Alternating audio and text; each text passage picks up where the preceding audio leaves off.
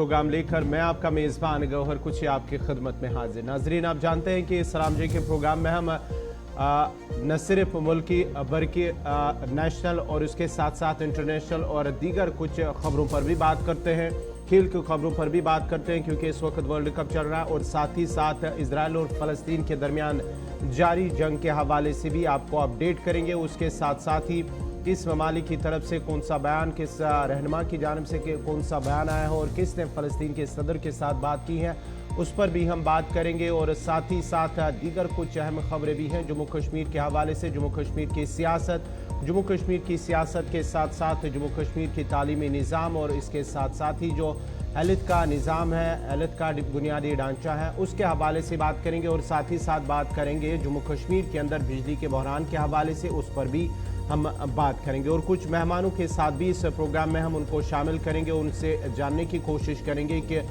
जो इस वक्त फ़लस्तीन और इजराइल के दरमियान जंग है उसके क्या नताइज आने वाले दिनों में बरामद हो सकते हैं अगर वक्त पर इस कशीदगी को ख़त्म नहीं किया गया। उस पर भी बात करेंगे और उससे भी तफसीलात जानने की कोशिश करेंगे। लेकिन प्रोग्राम के तय फॉर्मेट के मुताबिक प्रोग्राम की शुरुआत करेंगे तारीख में आज के दिन के हवाले से। आज 20 अक्टूबर है। आज 20 अक्टूबर को मुल्की और आलमी सतह पर क्या कुछ हुआ है, पहले हम उससे अपडेट करेंगे, उसके बाद ही खबरों की शुरुआत करेंगे। लेकिन पहले तारीख के आईने में आज के दिन के हवाले से बात करेंगे। आज 20 अक्टूबर और आज 20 अक्टूबर को 1822 में लंदन संडे टाइम्स का पहला शुमारा शाया हुआ, 20 अक्टूबर साल 1822 में। और आज ही के दिन 20 अक्टूबर साल 1904 में चिली और बोलिया ने अमन और दोस्ती के माहदे पर दस्तखत किए, वो आज ही का दिन था।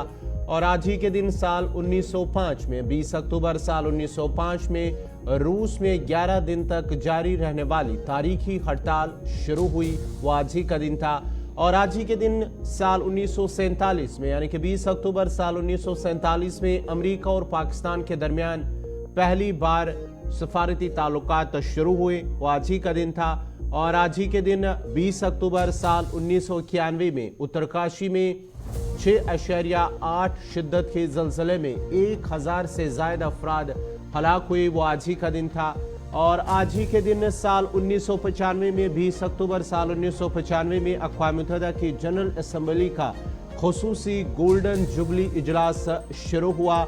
और आज ही के दिन 20 अक्टूबर साल 1998 में मालदीव के सदर अब्दुल क़य्यूम 5वीं बार ओहदे सदारत के लिए मुंतखब हुए। और आज ही के दिन साल 2011 में लीबिया पर 40 साल हुकूमत करने वाले डिक्टेटर मोहम्मद गद्दाफी खाना जंगी में मारे गए, वो आज ही का दिन था और साल था 2011।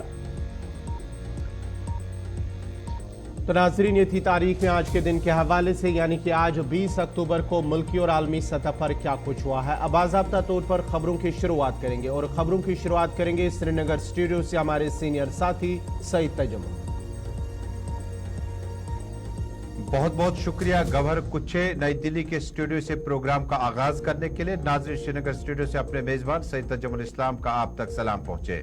टेलीविजन नशरियात के साथ साथ इंस्टा, यूट्यूब, ट्विटर और फेसबुक के जरिए से इस प्रोग्राम को आप दुनिया भर में इस वक्त एक साथ देख रहे हैं। नाज़रीन, शुरुआत करते हैं फलस्तीन की ताजा तरीन सूरत हाल के साथ। नाज़रीन, जहां एक तरफ हमास, हिजबुल्लाह और बाकी अस्करी तंजीमों के पास मिलिटेंटों की तादाद 1 से 1.5 लाख के आसपास है, वहीं इसराइल की फौजी ताकत जो है वो 4 लाख से जायद है। हथियारों से लेस, रॉकेट लॉन्चर्स, तोपों से लेस दोनों अतराफ से 2007 में हमास ने न सिर्फ फलस्तीन में हुकूमत साजी का आगाज किया बल्कि मुज़ाकरात के लिए भी कई बार कोशिश की। इसराइल लगातार अपने दारुल खिलाफा यरूशलेम को अपना कैपिटल मानता है, लेकिन फलस्तीन ये मानने के लिए तैयार नहीं है। अक़वाम मुत्तहिदा भी लगातार इस पर नजरें बनाए रखी, जो न सिर्फ गाजा पट्टी बल्कि बाकी इलाकों को लगातार तस्लीम करने से इनकार करता है कि कोई इसराइल का मुकम्मल शहर नहीं है बल्कि मकबूजा शहर है। इधर वज़ीर आज़म नरेंद्र मोदी ने भी फलस्तीनी सदर से बातचीत की। नाज़रीन, इसराइल की इस ताजा तरीन सूरत हाल के बीच में हमले कहां हुए, कितने लोगों की शहादत अभी तक रिकॉर्ड की गई, इस तरह से इसराइली हमलों में शहीद फलस्तीनियों की तादाद 3000 से 4000 तक हो गई है, जबकि 12000 से ज्यादा अफराद जख्मी या मजरूह हो चुके हैं। फलस्तीनी वजारत सेहत के मुताबिक मकबूजा मगरबी किनारे के मुख्तलिफ इलाकों में इसराइली अफवाज की कार्रवाई में मजीद 9 फलस्तीनी शहीद हुए। वजारत सेहत का कहना है मगरबी किनारे में 7 अक्टूबर से अब तक इसराइली फायरिंग से शहीद फलस्तीनियों की तादाद 77 हो गई। दूसरी जानिब 7 अक्टूबर से गजा में इसराइली वहशाना बमबारी जारी है। मुसलसल मुतवातिर बमबारी और सख्त तरीन नाकाबंदी के बाइस अस्पतालों में बुनियादी सहूलियात खत्म हो गए हैं। डॉक्टर अस्पतालों के सहन में बेहोश किए बगैर ऑपरेशन करने पर मजबूर हैं। यानी अगर कोई जख्मी हालत में अस्पताल पहुंच पाता है तो उसे एनेस्थीसिया के बगैर, बेहोश किए बगैर उसका ऑपरेशन किया जाता है। गजा सिटी और जुनूबी इलाकों में रिहायशी इमारतों पर ताजा हमलों में औरतों, बच्चों समेत कई फलस्तीनी शहीद हो गए। हमलों में अक़वाम मुत्तहिदा के तहत खान यूनिस में चलने वाले स्कूल को भी नुकसान पहुंचा और अस्पताल में हमले के बाद इसराइल ने एक ही रोज में मजीद 433 फलस्तीनी शहीद कर दिए। अस्करी तंजीमें हमास और हिजबुल्लाह के हमलों के नतीजे में इसराइल ने 2000 अमवात की तस्दीक कर दी। इन हमलों में जख्मी होने वाले इसराइलियों की तादाद 4500 से जायद बताती है। दूसरी जानिब हिजबुल्लाह ने इसराइल के टैंकों को हदफ बनाने की वीडियो भी जारी कर दी, जिसमें फौज के डिवीजन शेबा फॉर्मिस के इलाके में तैनात फौजी निशाने बनाए गए। इधर इसराइली फौज ने लिबनान में हिजबुल्लाह की पोजीशन पर हमला कर दिया। इसके अलावा एक और इसराइली ड्रोन को भी मुबैना तौर पर तबाह करने की वीडियो मंजर आम पे आई हुई है। जनूबी लेबनान की जानिब भेजा गया मुबैना इसराइली ड्रोन भी फजा में तबाह कर दिया गया। लेबनान की मज़ामती तंजीम ने इसराइली फौज के जासूसी आलात को भी निशाना बनाया है। वाज़ेह रहे 17 अक्टूबर को इसराइली फौज ने गजा में जख्मियों से भरे अस्पताल पर बमबारी की थी, जिससे बच्चों और खवातीन समेत 500 फलस्तीनी शहीद जबकि सैकड़ों शदीद तौर पर जख्मी हो गए, जो कि सरासर जंगी माहिदे और कानून की खिलाफ वर्जी है। हमास की हिरासत में मौजूदा यरगमालियों को बचाने के लिए बरतानवी स्पेशल एयर स्क्वाड ने इसराइल के साथ मिलकर मुमकिन ऑपरेशन का फैसला किया है। बैनुल अक़वामी खबरसां इदारे की रिपोर्ट के मुताबिक हमास की जानिब से जिन इसराइलियों को यरगमाल बनाया गया, इनमें 10 बरतानवी शहरी भी शामिल हैं। इन सब को बाजियाब करने के लिए मुमकिन कार्रवाई के हवाले से स्पेशल एयर। नाज़रीन, आपको बताते चले कि आज फ़लस्तीन और इजराइल के दरमियान जंग का 14वां दिन है और अभी तक जो है हलाकतों की तादाद वो करीब 3500 पहुँच गई हैं। फ़लस्तीनी जो इजराइल की जानिब से जो गजा के अंदर जिस तरह से बमबारी की गई, उसके साथ साथ ही अस्पताल के अंदर बमबारी की गई है। वहाँ पर 500 के करीब अफराद जख्मी हुए, जिनमें से ज़्यादा की तादाद बच्चों की है, वो जांबाक हुए। उसके साथ साथ ही कुल मिलाकर जब से 7 अक्टूबर से ये इजराइल और फ़लस्तीन के दरमियान, हमास के दरमियान जंग शुरू हुई, तो तब से फ़लस्तीनियों के जांबाक होने वालों की तादाद 3500 के करीब पहुँच चुकी हैं, जबकि 12,000 के करीब अफराद अभी तक जख्मी हुए हैं। लाखों अफराद बेघर हो चुके हैं और जिस तरह से इजराइल की जानिब से इन इलाकों गजा और दीगर इलाके जो हैं वहाँ पर मुहसरा कर दिया गया है और जो इमदादी सामान है उसे रोक लिया गया। लेकिन आज माना जाता है कि आज इमदादी सामान भी गजा की तरफ आएगा और गजा के अंदर दाखिल हो जाएगा। उसके साथ साथ ही अब लोगों को एक बार फिर राहत मिलने की उम्मीद है। आपको बताते चले कि जहां पर हमास की जानिब से 7 अक्टूबर को हमला किया गया था इजराइल के अंदर, उसके साथ ही अब हमास और हिजबुल्लाह की जानिब से जो हमले हुए थे इजराइल पर, इजराइल ने इस बात की भी तस्दीक कर दी है कि उनके हमलों से करीब 2000 इजरायलियों की मौत हुई है, जिनमें से कुछ इजरायली फौजी, इजरायली पुलिस एहलकार और दीगर आम शहरी भी शामिल हैं और 2000 तक की उनकी इजरायली अमवात तक पहुंच चुकी है। जबकि इन हमलों में जख्मी होने वाले इजरायलियों की तादाद करीब 4500 से जायद है। ये इजराइल की जानिब से इस हवाले से तस्दीक कर दी गई है। और दूसरी तरफ से जहां पर हिजबुल्लाह की जानिब से इजराइल के टैंकों को निशाना भी बनाया जा रहा है और इस सिलसिले में कई वीडियोस भी हिजबुल्लाह की जानिब से जारी कर दिया गया है, जहां पर उन्हें देखा जा रहा है कि टैंकों पर किस तरह से वो इजरायली टैंकों को निशाना बनाया जा रहा है। उस सिलसिले में अब इजराइल की जानिब से भी लेबनान और हिजबुल्लाह को भी तनकीद का ये जो हमलों का निशाना बनाया जा रहा है।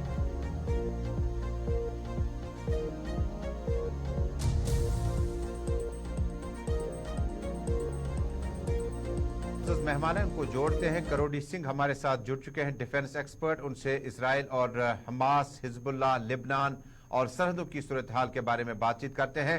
बहुत बहुत शुक्रिया। जेके सलाम में आपका इस्तकबाल है।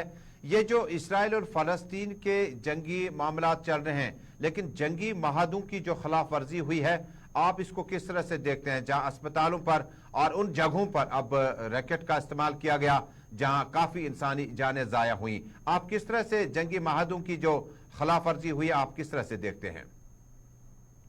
देखिए तजम्मुल, ये जिस तरह का जंग है यूक्रेन से भी ज्यादा भयावह लग रहा है मुझे, क्योंकि यूक्रेन संकट में 14 दिन में 5,000 से ज्यादा लोग नहीं मरे, और सबसे ज्यादा इसमें खतरनाक ये है कि सिविलियन ज्यादा मरे हैं, बच्चे, सिविलियन, महिलाएं, जिसका प्रत्यक्ष रूप से वार से कोई लेना देना नहीं है। तो ऐसी स्थिति में इसमें, और इस वार का दूसरा है कि ज्यादा स्प्रेड होने की संभावना बन रही है। अरब लीग ने पैलेस्टाइन का पूरा समर्थन की घोषणा कर दी है, और उस समर्थन के साथ ये ऑलरेडी प्रैक्टिकली लेबनान और सीरिया में फैल चुका। प्रैक्टिकली सीरिया और लेबनान प्रत्यक्ष रूप से किसी न किसी रूप में इन्वॉल्व हो चुके हैं, क्योंकि इजराइल ने उन पे अटैक करना शुरू कर दिया है। वो लेबनान पे हिजबुल्लाह के नाम से, और सीरिया के एयरपोर्ट पे भी अटैक किया कि वहां से समर्थन मिल रहा है।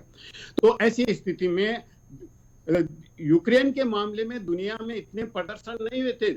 आज इसको लेके दुनिया के हर देश में प्रदर्शन हो रहा है, शांति स्थापना के लिए, किसी के समर्थन में नहीं, कि इससे मानव त्रासदी को कैसे बचाया जाए। तो जन सामान्य सभी देशों में अमन और ईमान से जीना चाहता है, लेकिन वो कैसे जिए, इसलिए प्रदर्शन हो रहे हैं। अमेरिका में भी हो रहे हैं, यूरोप के देशों में भी हो रहे हैं, इवन भारत में भी हो रहा है।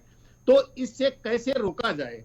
अब पश्चिमी देश हैं, विशेष रूप से अमेरिका और ब्रिटेन, वो इजराइल को केवल नैतिक और राजनीतिक समर्थन देने नहीं आए। बाइडेन और सुनाक हैं जी, वो ऐसा लगता है कि इजराइल को दूसरे तरीके का भी अमेरिका सैनिक सामान भी दे रहा है। अमेरिका ने अपने ट्रूप्स भी यहाँ पोस्ट कर दिए हैं इस एरिया में।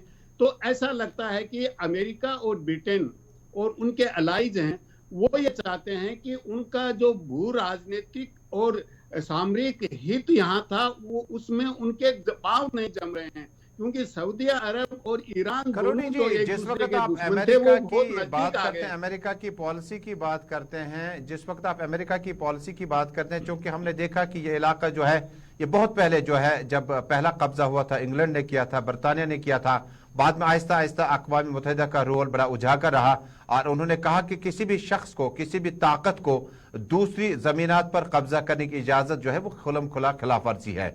लेकिन खलीजी ममालिक में, मशरिकी वुस्ता में, अरब कंट्रीज में अमेरिका की क्या इंटरेस्ट हो सकती है कि वो, हालांकि नेटो कंट्रीज में इस वक्त इसराइल शामिल नहीं है, लेकिन फिर भी बराह रास्त अमेरिका उसकी मदद कर रहा है?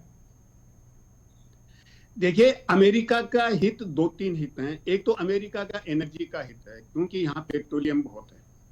दूसरा ये है कि ये एशिया से व्यापार का एक रास्ता इधर से गुजरता है, तो आर्थिक दृष्टि से भी है। दूसरा, अमेरिका सुपर पावर है, अपनी हेगेमनी बनाए रखना चाहता है। अमेरिका की आज की जो नंबर 1 पोजीशन है वो कैसे बनी रहे, क्योंकि अरब कंट्रीज में रशिया और चाइना बहुत मजबूती से आ रहे हैं, वो अपना प्रभाव बढ़ा रहे हैं और बढ़ भी रहा है उनका प्रभाव। तो ऐसी स्थिति में अमेरिका के लिए चुनौती है कि कैसे प्रभाव करोड़ी जी, आपसे एक चीज आपसे जानना चाहेंगे। जिस तरह से अमेरिका की बात करेंगे, आप ब्रिटेन की बात करेंगे, खुल के वो सामने आ रहे हैं, खुल के वो बयान दे रहे हैं इजराइल की हिमायत को, और उसके साथ साथ ही वो उनका हथियार भी सप्लाई कर रहे हैं, क्योंकि फौजी भी उनको दे रहे हैं कि फौज भी मदद कर रही है उनकी जानिब से।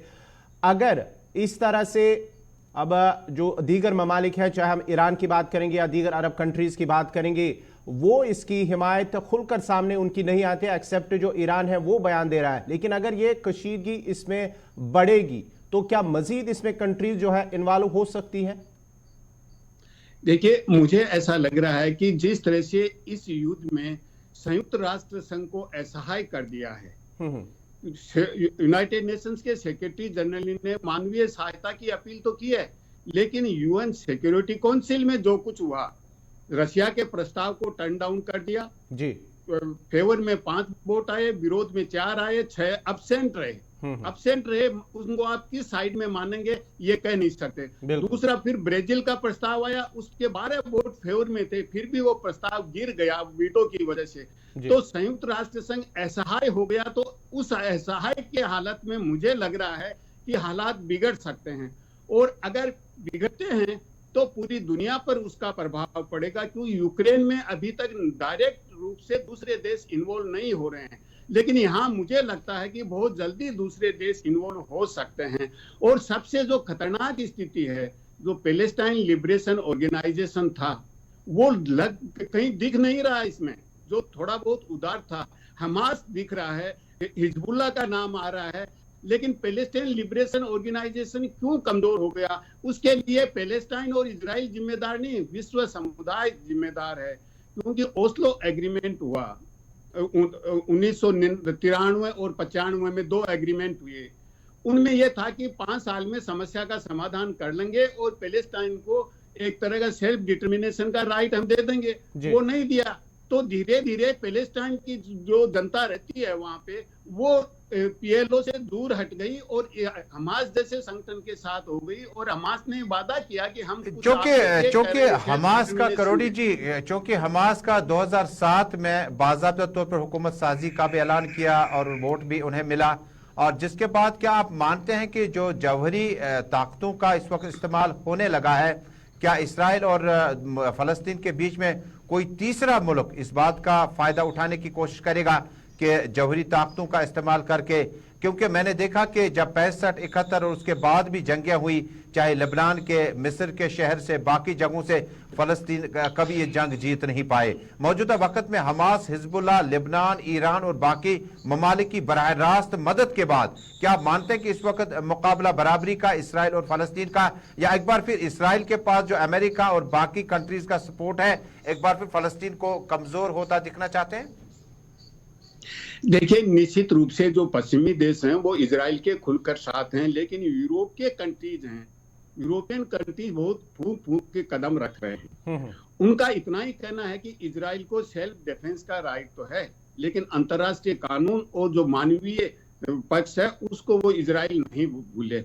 अमेरिका ने भी इजराइल को यह कहा है कि वो गाजा पे कब्जा करने की भूल न कर दे। तो हमास को खत्म करने की बात तो कह रहे हैं अमेरिका और ब्रिटेन, लेकिन वो ये नहीं कह रहे हैं कि आप गाजा पे कब्जा करो। तो उनको भी डर तो है कि अगर फैल गया तो अमेरिका, जो पश्चिमी देश हैं, विशेष रूप से अमेरिका और ब्रिटेन को भी नुकसान होगा, तो वो फैलने तो नहीं देना चाहते। लेकिन समस्या यह है कि अब्बास ने बाइडेन के साथ बातचीत होनी थी जॉर्डन में, करोड़ी जी आपको रोकना चाहेंगे, आप हमारे साथ बने रहे। एक और बड़ी और अहम खबर आ रही है इस वक्त, जहां पर हम फलस्तीन और इसराइल के हवाले के साथ बात कर रहे हैं। आप हमारे साथ बने रहे, क्योंकि हमास की हिरासत में अब जो इजरायली और दीगर ममालिक के जो लोग, शहरी इस वक्त उन्हें यरगमाल बनाया गया है, उनको बचाने के लिए अब बरतानवी स्पेशल एयर स्क्वाड ने इजराइल के साथ मिलकर ऑपरेशन का फैसला किया है। बड़ी खबर इस वक्त, जहां पर हमास की हिरासत में जो मौजूद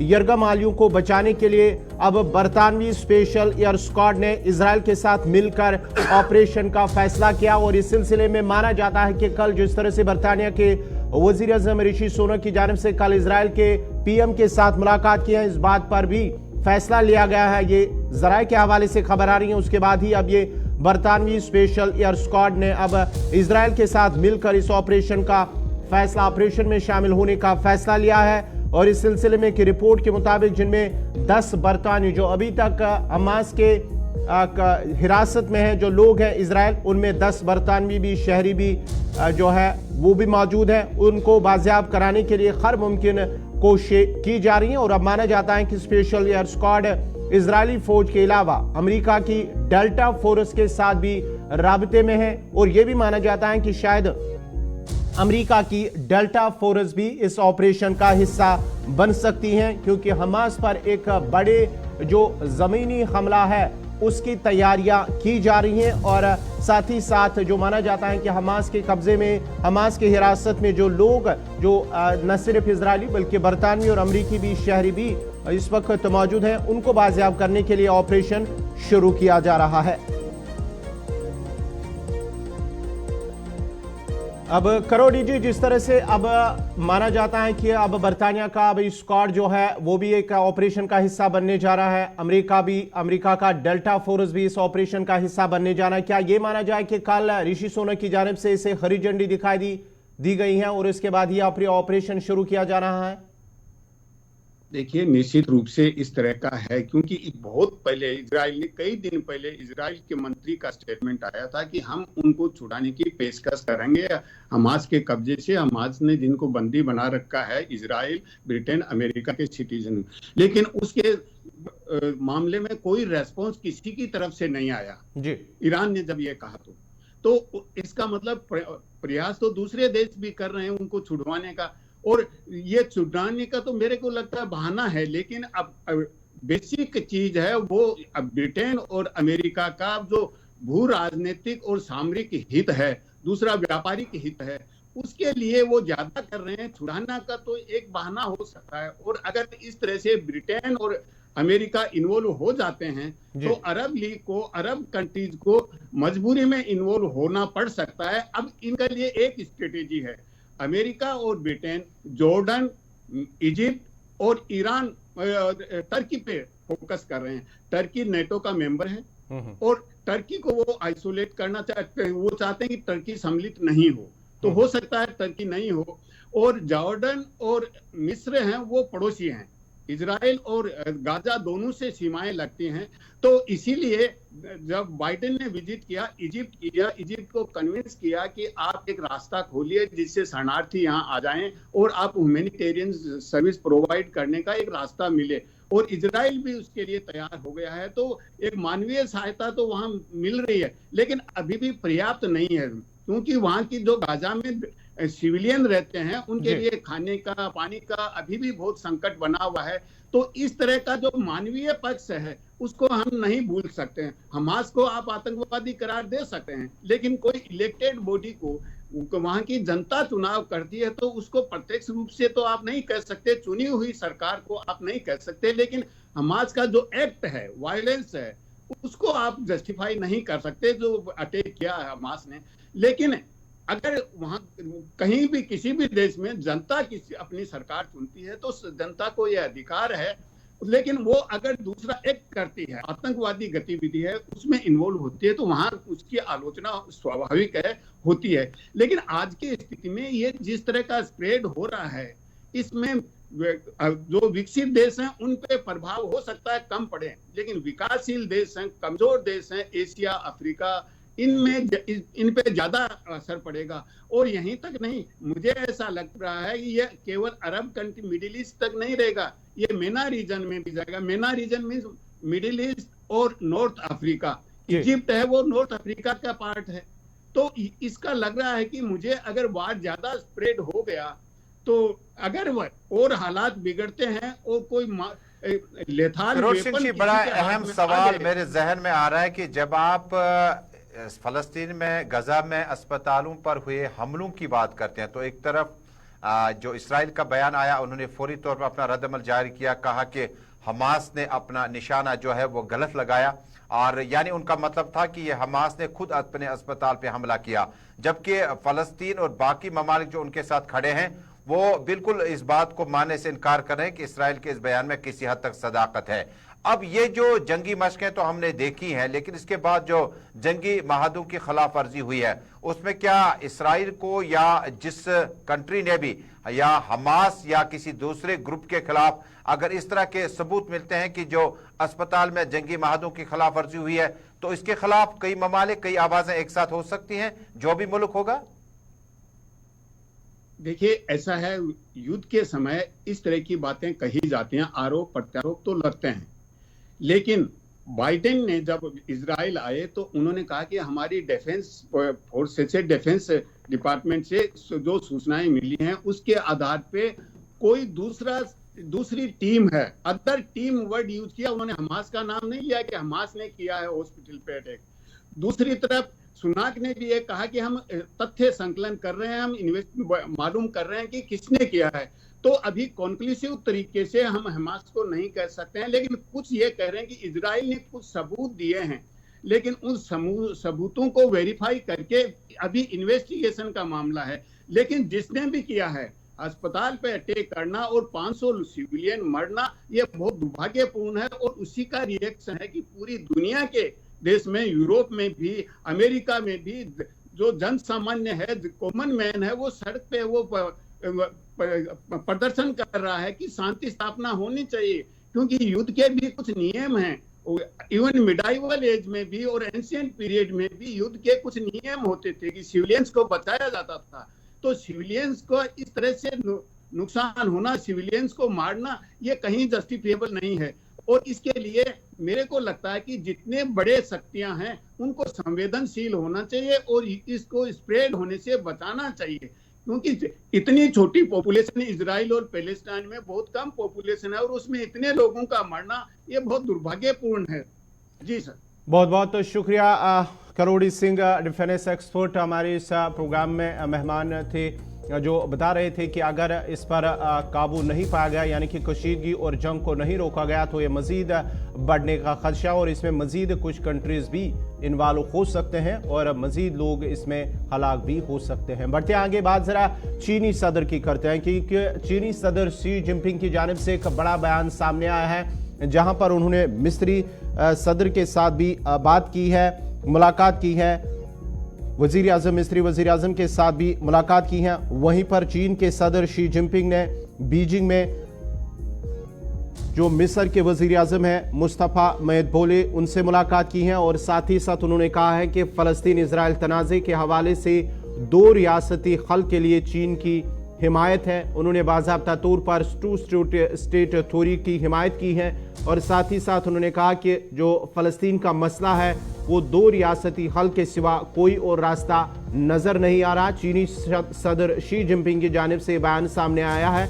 उन्होंने मज़ीद कहा कि जो अव्वलीन तरजीह होगी फ़िलहाल इस मौके पर, एक तो वो फायरबंदी होगी यानी कि सीज़ फायर, और उसके साथ साथ ही जंग को जल्द अज जल्द रोकना होगा। सबसे बड़ी तरजीह और सबसे पहले इन चीज़ों पर ध्यान देना होगा कि फायरबंदी, सीज़ फायर करना होगा और जंग को भी रोकना होगा।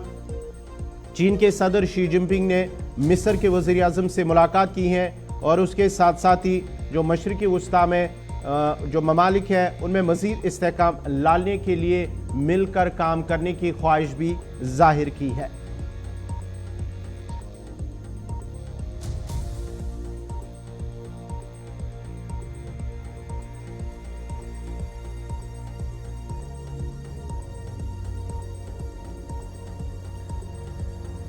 और अब चीन के सदर जिनपिंग ने बीजिंग में मिस्री वजीर आजम मुस्तफा मदबोले से मुलाकात की है। फलस्तीन इसराइल तनाज़े के हवाले से 2 रियासती हल के लिए चीन की हिमायत को दोहराया। उनका कहना था कि मसला फलस्तीन का 2 रियासती हल के सिवा कोई दूसरा रास्ता नहीं है। उन्होंने मजीद कहा कि अवलीन तरजीह का फायरबंदी और जंग को जल्द अज जल्द रोकना है। चीन के सदर शी जिनपिंग ने मिस्र के वजीर आजम से कहा कि उनके ममालिक को मशरिकी वस्ता में मजीद इस्तेहकाम लाने के लिए मिलकर काम करना चाहिए। वाज़ेह रहे कि चीन ने मशरिकी वस्ता में फलस्तीन और इसराइल के तनाज़े में हमेशा 2 रियासी तजवीज की बार बार हिमायत की है। वो तारीखी तौर पर फलस्तीनी काज का हामी है। जिनपिंग ने कहा कि तसादुम को फैलने से या काबू से बाहर होने से रोकने और संगीन इंसानी बहरान पैदा होने से रोकना बहुत जरूरी है। चीन का बड़ा बयान, और चीन लगातार फलस्तीन में और इसराइल के बीच में मौजूदा जंगी सूरत हाल में इनका बयान बड़ा अहम है। वो लगातार कहते हैं कि 2 रियासती यानी 2 रियासतें बनाई जाए और मसले का हल जो है हमेशा हमेशा के लिए खत्म कर दिया जाए एक ही बार। आपको याद दिला दूं कि चीन के सदर जिनपिंग ने बीजिंग में मिस्री वजीर आजम मुस्तफा मदबोले से इस बारे में बड़ी अहम मुलाकात की है।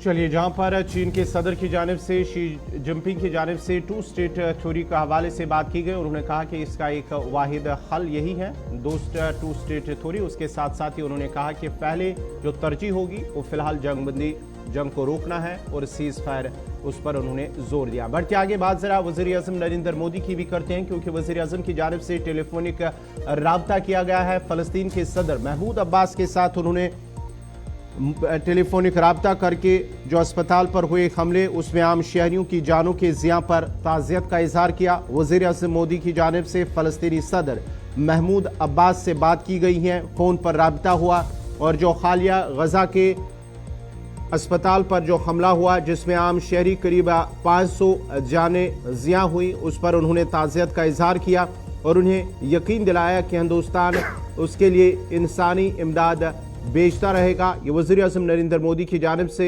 फ़ोन पर राब्ता करने के बाद कहा गया। उसके बाद ही उन्होंने इस सिलसिले में समाजी राब्ता साइट एक्स पर जो है एक पोस्ट किया है, जिसको लेकर ये कहा कि उन्होंने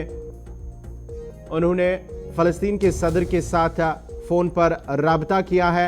वज़ीर-ए-आज़म ने इजराइल फ़लस्तीन के मामले पर हिंदुस्तान के देरीना उसूली मौक़िफ़ को भी दोहराया और साथ ही साथ दहशतगर्दी, तशद्दुद और ख़ित्ते में सिक्योरिटी की बिगड़ती हुई सूरत हाल पर नई दिल्ली की तरफ से गहरी तशवीश का भी इजहार किया और साथ ही साथ जो 7 अक्टूबर को हुए हमास की जानिब से हमला हुआ था इजराइल के अंदर उस पर भी उन्होंने अफसोस का इजहार किया और जिस तरह से इजराइल के अंदर जो हलाकतें हुई है उस पर भी उन्होंने ताज़ियत और अफसोस का इजहार किया कि जिस तरह से हमला किया गया वो भी एक दिलदोज हमला था और उसमें भी इंसानी जानें ज़िया हुई। वज़ीर-ए-आज़म मोदी की जानिब से इस हवाले से कहा गया और साथ ही साथ इजराइल फ़लस्तीन मसले पर भारत के देरीना उसूली मौक़िफ़ को भी दोहराया। वज़ीर-ए-आज़म ने जब फ़लस्तीन के सदर महमूद अब्बास के साथ टेलीफोन पर राब्ता किया और इस सिलसिले में उन्होंने समाजी राब्ता साइट एक्स पर भी एक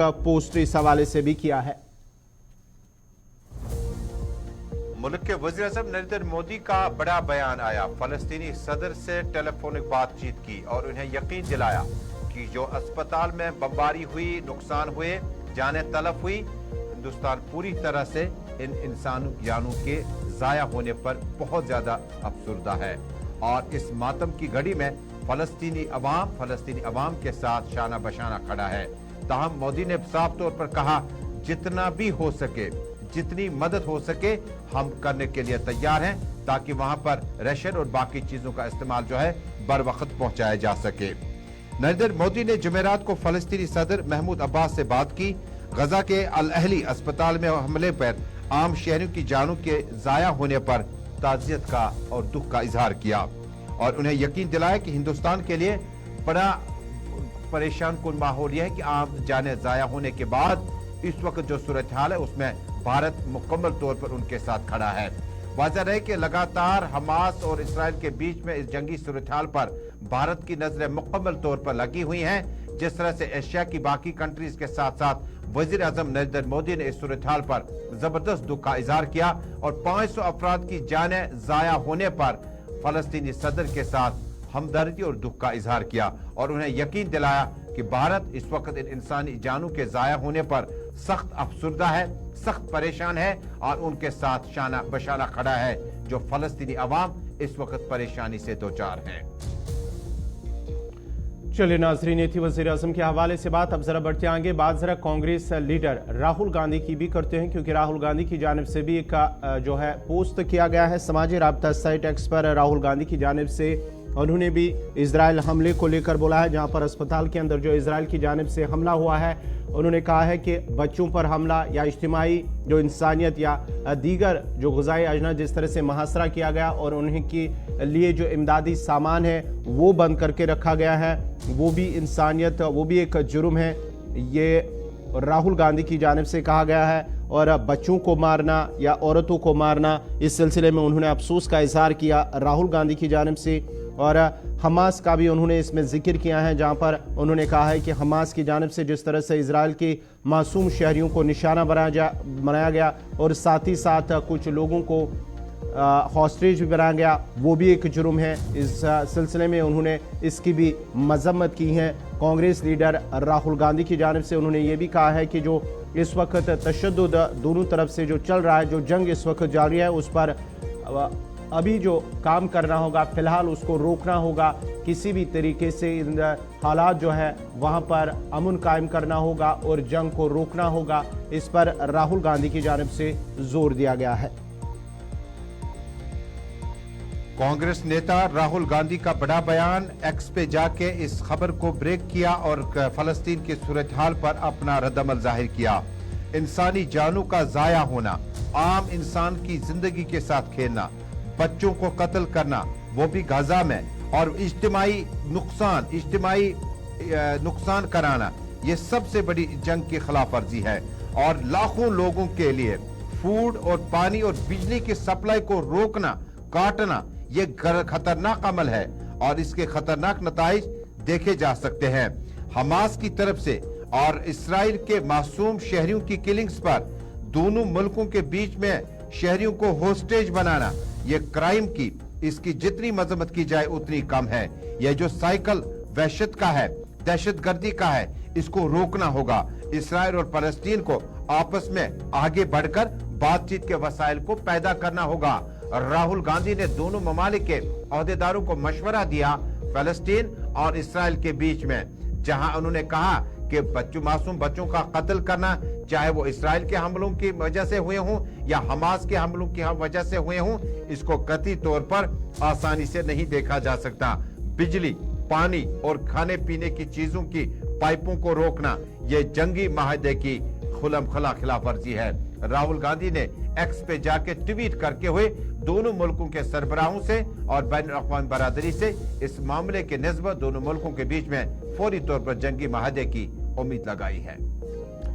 चलिए नाजरीन, ये थी इसराइल और फलस्तीन के हवाले से खबर। अब जरा बढ़ते हैं आगे, बात जरा सरहद के उस पार की भी करते हैं, क्योंकि पाकिस्तान के अंदर भी जहां पर इस वक्त सियासत जो है वो सियासी तौर पर काफ़ी गर्माहट दिख रही है पाकिस्तान के अंदर, और इस सिलसिले में अब पाकिस्तान के साबिक वज़ीर आज़म नवाज शरीफ कल पाकिस्तान वापस आ रहे हैं और फिलहाल वो ब्रिटेन से, जहां पर उन्होंने अब सऊदी अरब के अंदर इस वक्त तो मौजूद हैं, क्योंकि वो उम्रा के लिए सऊदी अरब गए और सऊदी अरब से डायरेक्ट वो कल पाकिस्तान पहुंचेंगे। और पाकिस्तान पहुंचने से कबल ही इस्लामाबाद हाई कोर्ट पाकिस्तान की जानिब से उन्हें फिलहाल राहत दी गई है और उनके अंदर जो तोशाखाना, उनके साथ जो तोशाखाना मामला चल रहा था, उसमें फिलहाल उसे राहत देने का ऐलान कर दिया गया है। इस्लामाबाद पाकिस्तान हाई कोर्ट की जानिब से अल अजीजिया और एवन फील्ड रेफरेंस में नवाज शरीफ को वतन वापसी पर एयरपोर्ट पर गिरफ्तार करने से रोक दिया है और 24 अक्टूबर तक हिफाजती जमानत मंजूर कर ली है। नवाज शरीफ को इस सिलसिले में पहले ही राहत मिली है। और बात करते हैं जहां पर इस तरह से सियासी लीडरान या सियासी मुबस्सिरीन का मानना है कि ये एक मामला साबिक वज़ीर आज़म इमरान खान के साथ भी चल रहा था, जहां पर इमरान खान को जेल हुई है तोशाखाना मामले में, और साथ ही साथ अब जिस तरह से नवाज शरीफ को राहत मिली है, न सिर्फ इस्लामाबाद हाई कोर्ट बल्कि दीगर जो अदालत के अंदर उनका मामला चल रहा था, वहां पर भी नवाज शरीफ को राहत मिली है और उन्हें फिलहाल जो है गिरफ्तार नहीं किया जाएगा। कल जब वो एयरपोर्ट पहुंचेंगे तो उसके साथ ही उन्हें फिलहाल 24 अक्टूबर तक राहत दी गई है।